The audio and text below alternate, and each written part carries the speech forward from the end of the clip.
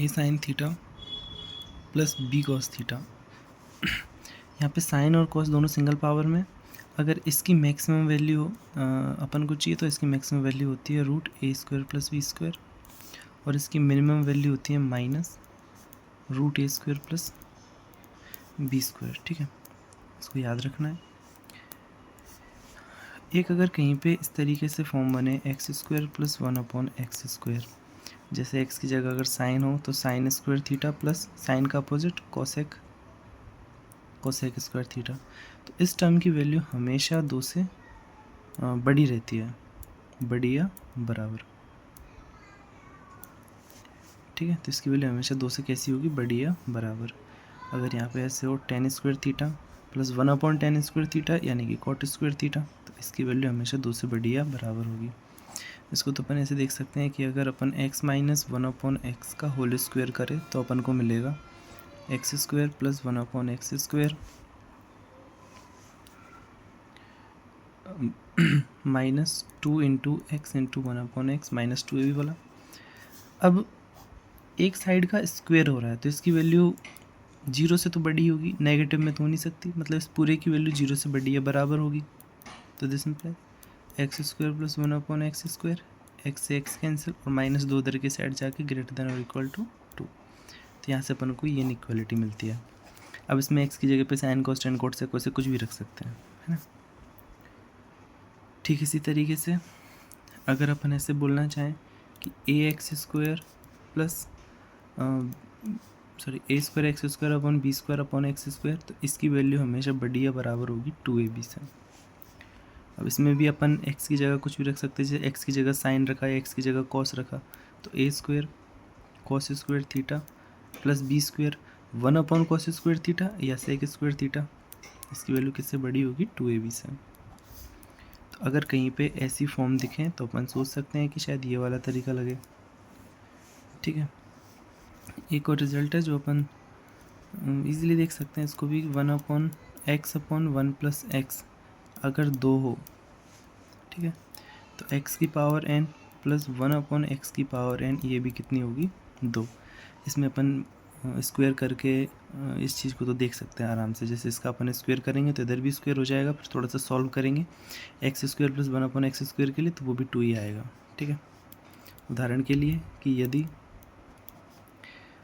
Ten theta plus cot theta x plus 1/x, x की जगह 10 लिया तो 1/x क्या हो गया कॉट। अगर इसकी वैल्यू अपन को 2 दे रखी है, ये गिवन होना चाहिए, तब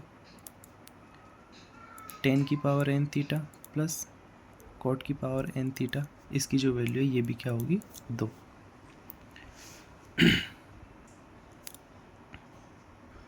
अब एक क्वेश्चन देखें,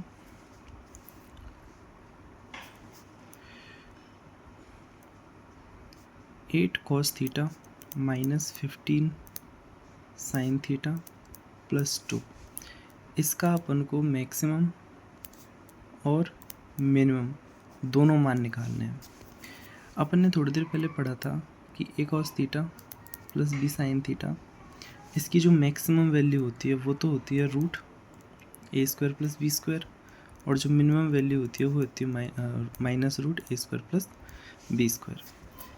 अब यहाँ पर a cos theta plus b sine theta के साथ में 2 भी लगा हुआ है, तो पहले तो अपन इस वैल्यू को देखेंगे, ये तो कांस्टेंट है तो इससे तो कुछ खास फर्क पड़ेगा नहीं, बाद में जोड़ देंगे अपन इसको। तो 8 cos theta minus 15 sine theta, इसकी जो मैक्सिमम वैल्यू है वो होगी root a square plus b square, तो ए कितना है 8, तो 8 स्क्वायर प्लस बी कितना है -15, तो -15 का स्क्वायर, और इसकी मिनिमम वैल्यू होगी 8 स्क्वायर रूट माइनस में प्लस -15 का स्क्वायर। ठीक है, अब अपन को निकालना है +2, तो इन तीनों पार्ट में अपन क्या कर देंगे +2 और +2। ठीक है, इनइक्वालिटी उससे चेंज नहीं होगी, तो इसकी जो मिनिमम वैल्यू है वो तो ये आई और मैक्सिमम वैल्यू ये आई। ठीक है, सॉल्व करने के बाद वो जितनी भी आए।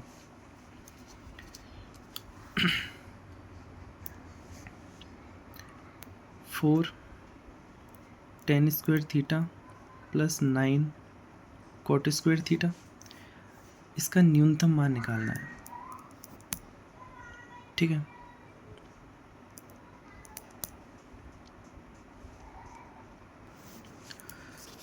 थोड़ी देर पहले अपन ने देखा था ये उस रूप का है, a square x square plus b square upon x square. तो इसकी जो वैल्यू है वो बड़ी या बराबर होती है 2ab के। तो यहाँ पे 2 ए की वैल्यू, ये अगर 4 अगर ए स्क्वायर है तो ए की वैल्यू हो गई 2, 9 अगर बी स्क्वायर है तो बी की वैल्यू हो गई 3। तो इससे अपन को जो वैल्यू मिलेगी वो मिलेगी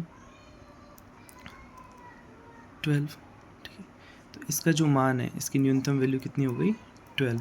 देखिए न्यूनतम इसलिए होगी कि इसके जो मान है ये 2ab से या 12 से बड़े होंगे, मतलब जितने भी मान है वो 12 से बड़े हैं, तो 12 कैसी होगी न्यूनतम वैल्यू। अब एक छोटे से रिजल्ट पे ध्यान दें जो काफ़ी ज़रूरी है। अपन ने अरिथमेटिक मीन पढ़ा था, जैसे दो नंबर्स हैं ए और बी, इनका अरिथमेटिक मीन क्या था, a plus B upon 2। Arithmetic mean a plus B upon 2 और ज्योमेट्रिक मीन होता है a b रूट। तो यहाँ पे एक रिलेशन होता है कि अरिथमेटिक मीन हमेशा बड़ा या बराबर होगा ज्योमेट्रिक मीन से। तो इसका मतलब ये है कि a प्लस बी अपॉन 2 ये हमेशा बड़ा या बराबर होगा रूट ए बी के। ठीक है, तो अगर अपन यहाँ पे 2 को मल्टीप्लाई कर दें इधर, तो 2 रूट ए बी, मतलब a प्लस बी हमेशा बड़ा या बराबर होगा 2 रूट ए बी के। तो जैसे अगर अपन को कहीं पे दिखे हुए मिले कि 4 tan square theta plus 9 cot square theta, तो इसको तो अपन a माने, इसको अपन b माने।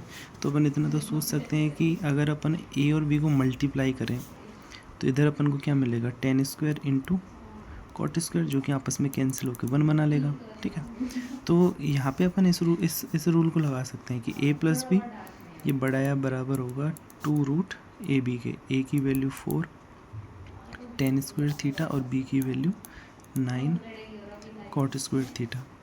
tan स्क्वायर और कॉट स्क्वायर आपस में 1, तो 2 रूट 4 इंटू 3, या याद कर बराबर ही आएगा 2 इंटू 2 इंटू 9, तो 9 का रूट 3 या 12। तो ये जो वैल्यू है ये बड़ी या बराबर होगी किसके, 12 के। ऐसे भी कर सकते हैं अपन इसको। ठीक है, अब एक जैसे यहाँ पे लिखा हुआ है 9 sine square theta plus 25 cosec square theta. तो इसको अपन a माने, इसको अपन b माने। तो इनको अपन वैसे भी कर सकते हैं जैसे अपन ने पहले किया था कि x square upon 1 upon x square, इसकी वैल्यू हमेशा 2 से बड़ी या बराबर होगी। फिर अपन इस रूप को पहचाने की x square plus 1 upon x square के रूप का है। ठीक है, जैसे अगर यहाँ पे a स्क्वायर और यहाँ पे b स्क्वायर लगे हो तो 2ab से, तो ऐसे भी कर सकते हैं, पर ये वाला तरीका ज़्यादा बढ़िया है। इस पूरे को अगर अपन a माने, इस पूरे को अगर अपन b माने, तो इसकी वैल्यू बड़ी या बराबर होगी 2 रूट ए बी के। a है 9 sine square theta into b है 25 कोसेक स्क्वायर थीटा। उनको अपन कैंसिल करें, आगे सॉल्व करें तो मिनिमम वैल्यू मिल जाएगी अपन को। ठीक है, एक जैसे क्वेश्चन है 9 cosec square theta plus 4 sec square theta. इसकी अपन को मिनिमम वैल्यू चाहिए कि मिनिमम वैल्यू कितनी होगी। अब इसको अपन वैसे नहीं कर सकते। देखो अगर अपन यहाँ पे करें कि इसकी वैल्यू बड़ी या बराबर होगी 2 रूट ए बी के, तो बड़ी या बराबर होगी 2 रूट ए की value 9 cosec square theta into 4 sec square theta. तो अब कोसेक और सेक आपस में कैंसिल नहीं होते, तो इस तरीके से अपन अभी नहीं कर सकते इसको। पर अपन ऐसे कर सकते हैं कि कोसेक को तो चेंज करें अपन कॉट में और सेक को चेंज करें अपन टेन में, तब तो अपन इस तरीके से कर सकते हैं। फिर तो कोसेक को कॉट में चेंज करेंगे, सेक को टेन में चेंज करेंगे। जैसे कोसेक को कॉट में कैसे चेंज करेंगे अपन, 9 कोसेक को लिख सकते हैं 1 minus cot square theta plus 4 sec को लिख सकते हैं 1 माइनस टेन स्क्वायर थीटा। इसको थोड़ा सा सॉल्व करके फिर अपन इस तरीके से कर सकते हैं। ठीक है, ग्राफ्स ऑफ ट्रिग्नोमेट्रिक फंक्शन। तो जैसे साइन थीटा का जो ग्राफ है ये कैसे बनता है, ये साइन थीटा है, ये इधर की साइड अपन का थीटा है। तो साइन 0 पर थीटा बराबर 0 डिग्री पर साइन थीटा की मान 0।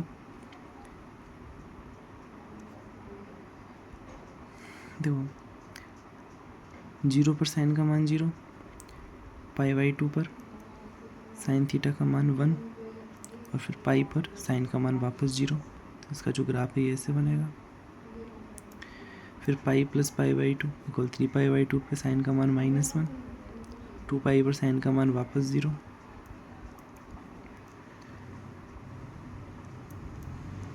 इस तरीके से साइन का मान हर पाई बाई 2 इंटरवल पर इसका मान 0 से लेके 1 तक, फिर 1 से लेके 0 तक, फिर दूसरे पाई बाई 2 इंटरवल में 0 से लेके -1 तक, फिर -1 से लेके 1 तक। इस तरीके से चलेगा। इसी तरीके से नेगेटिव में चलेगा, 0 से लेके pi by 2, minus pi by 2 पर साइन की वैल्यू -1, ठीक है। फिर साइन पाई माइनस पाई पर इसकी वैल्यू वापस से 0, फिर -3 पाई बाई 2 पर इसकी वैल्यू 1 और -2 पाई पर इसकी वैल्यू वापस से 0। इस तरीके से चलता है ये। कॉस का ग्राफ भी ऐसे ही चलेगा, बस उसमें थोड़ा सा अंतर इतना आएगा कि कॉस 0 की वैल्यू 1 होती है। अब देखो अपन इस ग्राफ से ऐसे देख सकते हैं कि साइन थीटा का जो भी ग्राफ है उसमें साइन थीटा का जो मान है वो 1 से लेकर के और -1 के बीच में है। इससे ऊपर कहीं भी नहीं जा रहा और इससे नीचे कहीं भी नहीं जा रहा। इसी तरीके से कॉस थीटा का जो ग्राफ है ये भी -1 से लेके 1 के बीच में ही रहता है। अंदर इतना सा आता है कि साइन 0 तो 0 हो गया, लेकिन कॉस 0 की वैल्यू क्या होती है 1, पाई बाई 2 पे वैल्यू इसकी 0,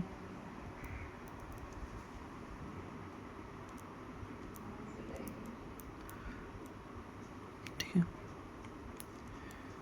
फिर पाई पे वैल्यू इसकी -1, कॉस पाई की वैल्यू यहाँ पे -1 हो गई इसकी वैल्यू। फिर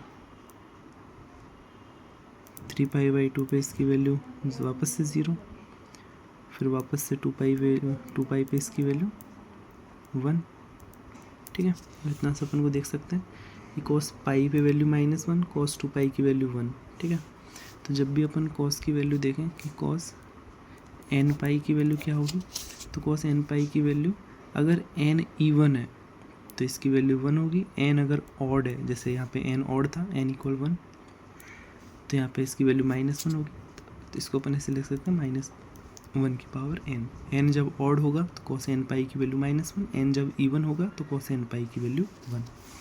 इसी तरीके से इसका ग्राफ नेगेटिव में चलेगा, ठीक है। ये tan थीटा का ग्राफ है।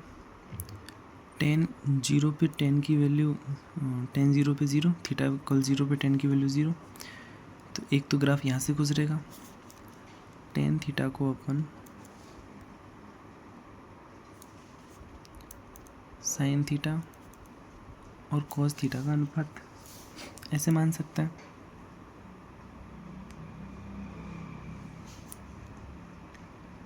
तो इस हिसाब से tan 90 डिग्री की जो वैल्यू है ये अनंत तक जाती है, ठीक है।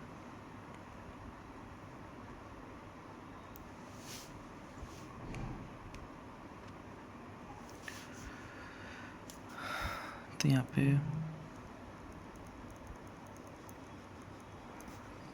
ये मान लेते हैं अपन क्या है पाई बाई 2। tan 0 पे वैल्यू 0 और tan पाई बाई 2 पे वैल्यू जाएगी इसके अनंत पे। तो इसकी जो वैल्यू है ये ऐसे जाती है pi by 2 theta = pi by 2, इसकी एक अनंत स्पर्शी रहती है।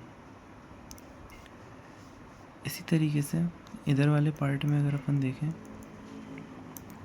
तो tan -90 डिग्री या tan -पाई बाई 2, इसकी वैल्यू -∞ रहती है। तो इसकी वैल्यू यहाँ पर जाएगी अनंत तक, अनंत तक, ठीक है। ठीक उसी तरीके से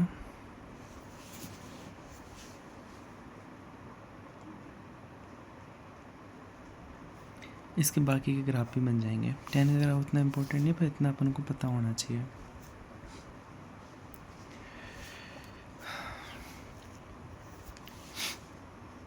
एक और चीज़ बता दें, अपन कंटिन्यूटी में पढ़ेंगे कि पाई बाई 2 पर इसका जो ग्राफ है, पाई बाई 2 पर tan थीटा का जो मान है ये ऐसे चलता है कि अगर अपन राइट साइड से अप्रोच करेंगे तो इसकी वैल्यू इन्फिनिटी तक जाएगी, और अगर अपन लेफ़्ट साइड से अप्रोच करेंगे तो इसकी वैल्यू माइनस इन्फिनिटी तक जाएगी। ठीक है, यहाँ पे पाई 10 पाई की वैल्यू 0, और यहाँ पे 3π/2 इसकी दूसरी अनंत स्पर्शी बन जाता है। ये चीज़ कंटिन्यूटी में और अच्छे से पढ़ लेंगे। ठीक है, अब आगे ग्राफ के से ज़्यादा ज़रूरी ये चीज़ समझना है कि कॉट थीटा की जो वैल्यू है इसकी वैल्यू भी माइनस इन्फिनिटी से इन्फिनिटी तक जाएगी।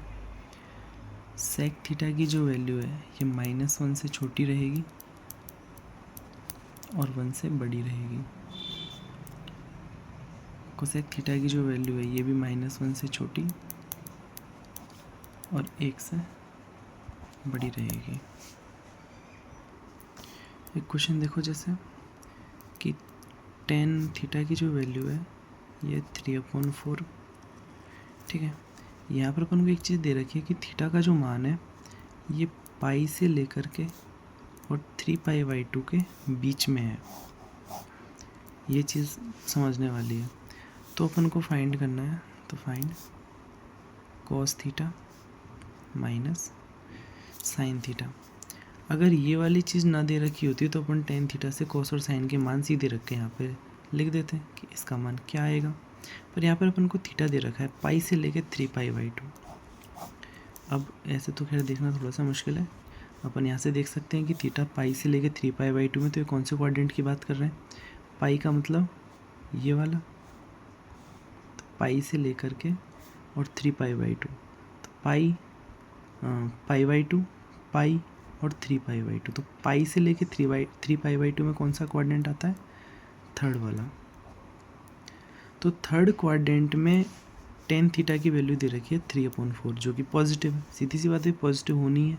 इसमें सब पहले क्वाड्रेंट में सभी पॉजिटिव रहते हैं, सेकंड क्वाड्रेंट में साइन पॉजिटिव रहता है, थर्ड क्वाड्रेंट में tan पॉजिटिव रहता है और फोर्थ क्वाड्रेंट में cos पॉजिटिव रहता है। मतलब फर्स्ट क्वाड्रेंट में सभी, सेकंड क्वाड्रेंट में साइन मतलब साइन और कोसेक दोनों, थर्ड क्वाड्रेंट में tan और cot पॉजिटिव रहेंगे, फोर्थ क्वाड्रेंट में cos और sec पॉजिटिव रहेंगे। तो इस टाइम पे थीटा कहाँ पर है, थर्ड क्वाड्रेंट में। ठीक है, तो थर्ड क्वाड्रेंट में tan तो पॉजिटिव है, लेकिन साइन और cos साइन और cos ये दोनों कैसे होंगे, नेगेटिव।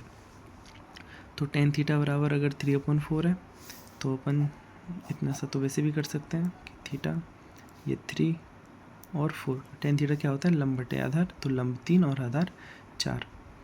तो इसका कर्ण कितना हो जाएगा, 3 का स्क्वायर प्लस 4 का स्क्वायर, 9 + 16 = 25 का रूट 5। ठीक है, तो यहाँ से फिर cos थीटा की वैल्यू कितनी आएगी, अगर क्वाड्रेंट को ना देखें अभी तो cos थीटा की सिंपल वैल्यू आएगी 4/5, और साइन थीटा की वैल्यू क्या आएगी, लंब बटे कर्ण, तो 3/5।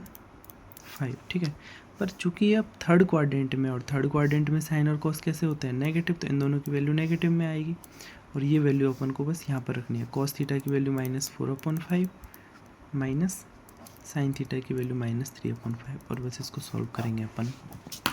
ठीक है, एक दूसरा सवाल, जैसे साइन 21π/2 इसका मान क्या होगा। तो जैसे अपन ने पहले देखा था, जो भी एंगल हो उसको π/2 के गुणज में लिखे थे, यहाँ तो पहले से ही π/2 के मल्टीपल में लिखा हुआ है, तो साइन 21 × π/2 प्लस में 0 डिग्री, प्लस माइनस में अपन को कुछ तो एंगल रखना पड़ेगा। तो सबसे पहले अपन चिन्ह देखेंगे, कौन सा क्वाड्रेंट है ये, तो 21, हर 4 क्वाड्रेंट में एक पूरा चक्र पूरा होता है, तो 4, 8, 12, 16 और 20 में दोबारा पूरा चक्र पूरा होकर यहीं पे आएगा एंगल, तो 20 के बाद 21 प्लस थीटा, अब प्लस में जो भी हो, प्लस में 0 डिग्री है तो यहाँ पे 0 लिख दिया थोड़ा, तो अभी किस में पहुँच गया, सेकंड क्वाड्रेंट में, 21π यहाँ तक और प्लस थीटा, तो एंगल कहाँ पे पहुँचेगा, सेकंड क्वाड्रेंट में। ASTC सेकंड क्वाड्रेंट में साइन पॉजिटिव होता है, तो यहाँ पे चिन्ह भी पॉजिटिव आएगा। अब π/2 का मल्टीपल अगर इवन है तो साइन का साइन लिखेंगे, पर यहाँ पर तो ऑड है, तो साइन का अपन क्या कर देंगे, कॉस, और फिर जो भी एंगल लिखा हो 0 डिग्री, और cos 0 डिग्री की वैल्यू कितनी आती है, 1, तो साइन 21π/2 इसकी वैल्यू कितनी आएगी, 1। ठीक है, एक छोटा सा क्वेश्चन है ये, साइन स्क्वायर थीटा बराबर अगर 3π/4 हो और x sine square x equal 3π/4 हो और एक्स की जो वैल्यू है 0 से लेकर 2π मतलब कहीं पर भी हो सकती है, तो एक्स का मान क्या होगा? देखो इस सवाल में ऐसे है कि साइन स्क्वायर एक्स इक्वल 3/4, तो साइन एक्स क्या होगा? √3/4। ठीक है, तो अब √3/4 प्लस और माइनस दोनों में हो सकते हैं। ठीक, तो साइन एक्स की जो वैल्यू है वो प्लस कहाँ कहाँ आएगी और माइनस कहाँ कहाँ आएगी, उस हिसाब से अपन फिर एक्स की वैल्यू डिसाइड करेंगे। ठीक है, तो उसको ऐसे देखो थोड़ा थोड़ा।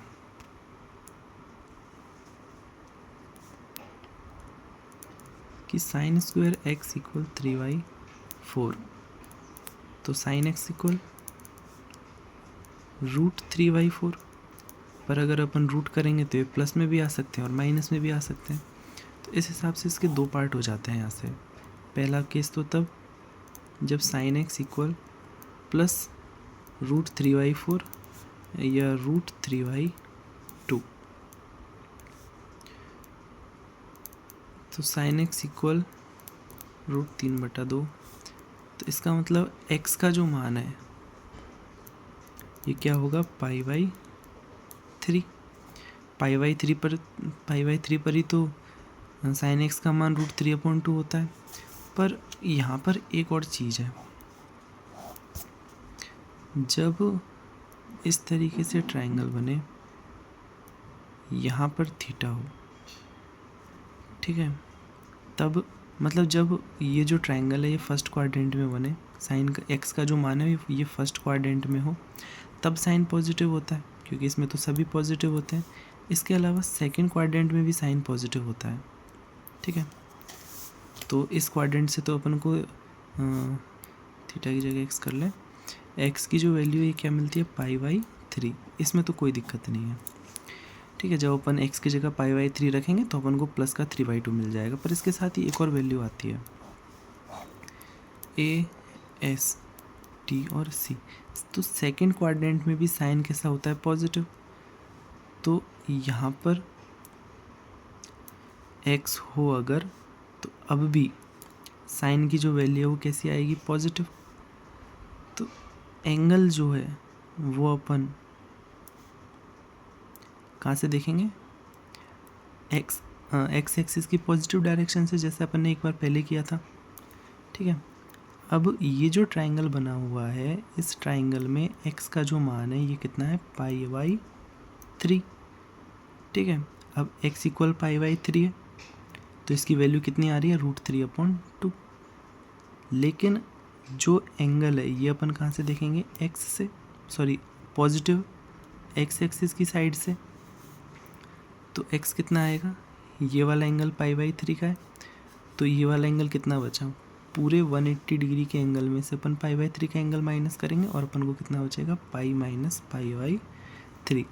ये जो मान होगा, इस मान पर भी साइन कैसा होगा? पॉजिटिव।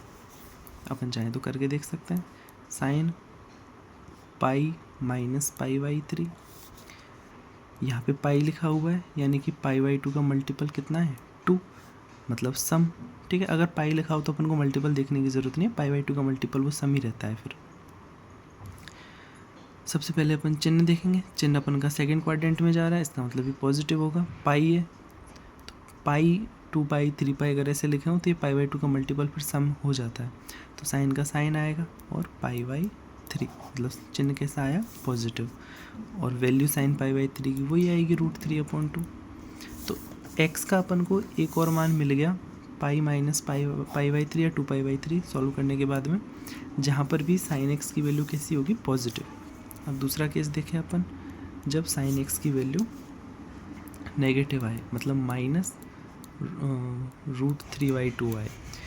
एक्स के वो मान ढूंढने अपन को जहाँ पर साइन एक्स -3/2 हो। तो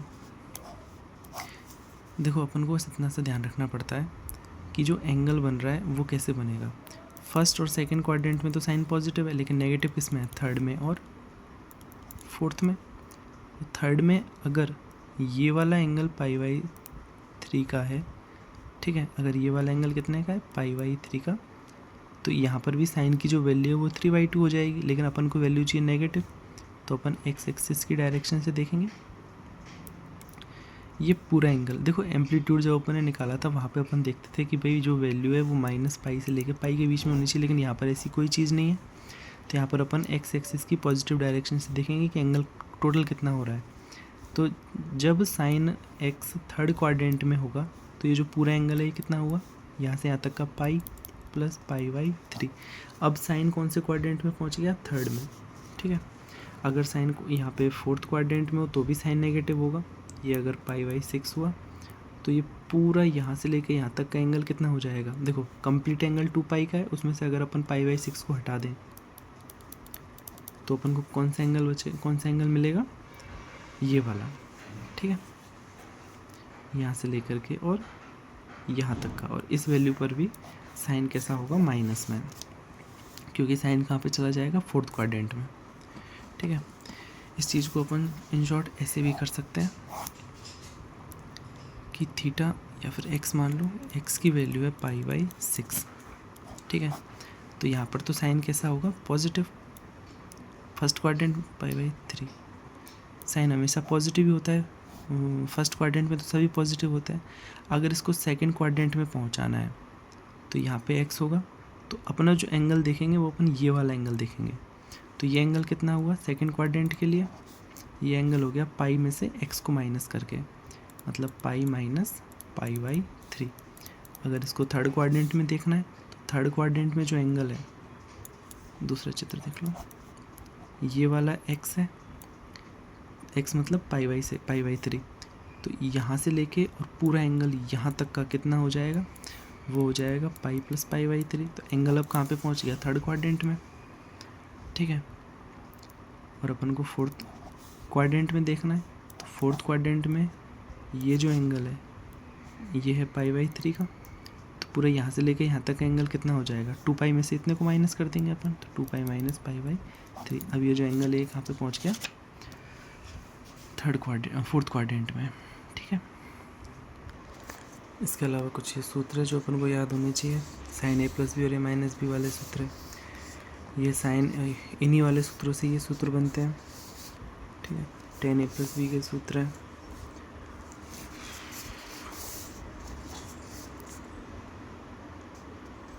ये सूत्र अपन को याद होने चाहिए, इनमें कुछ भी समझाने वाली चीज़ नहीं है, सिर्फ याद करने वाली चीज़ है इनमें। ठीक है,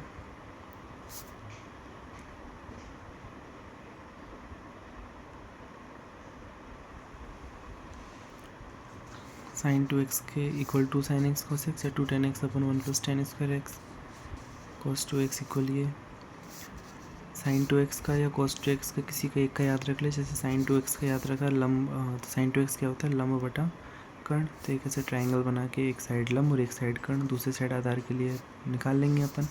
उससे साइन 2x कोस 2x tan 2x तीनों के निकल जाएंगे, चाहे कॉट का निकालना हो चाहे किसी का भी। साइन 3x और कोस 3x के ये दोनों फॉर्मूले ज़रूरी हैं। tan 3x का ये फॉर्मूला इंपॉर्टेंट है।